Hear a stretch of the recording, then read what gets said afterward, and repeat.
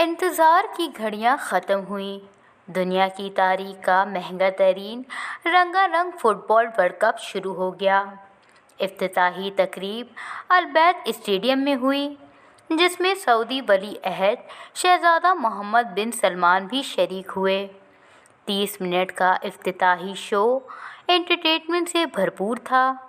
تفصیلات کے مطابق رنگا رنگ افتتاحی تقریب کے ساتھ فٹ بال کا عالمی ایونٹ فیفا ورلڈ کپ 2022 کا آغاز ہو گیا۔ دوحہ کے البیت اسٹیڈیم میں فیفا کے افتتاحی تقریب میں دنیا بھر کے بہترین پرفارمرز نے نہ صرف پرفارم کیا بلکہ ان کی پرفارمنس لوگوں کی توجہ کا مرکز بنی رہیں۔ میزبان قطر میں سربراہان مملکت کو شرکت کی دعوت دی گئی اور افتتاحی تقریب میں آتش بازی کا مظاہرہ بھی کیا گیا۔ 12 دن جاری رہنے والے مقابلوں کے گروپ مرحلے میں روزانہ 4 میچز کھیلے جائیں گے اور ہر گروپ سے 2 ٹیمیں اگلے مرحلے کے لیے کوالیفائی کریں گی۔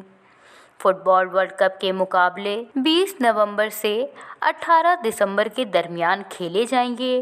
میگا ایونٹ کے 64 میچز قطر کے 5 شہروں کے 8 اسٹیڈیمز میں کھیلے جائیں گے۔ فائنل 18 دسمبر کو ہوگا۔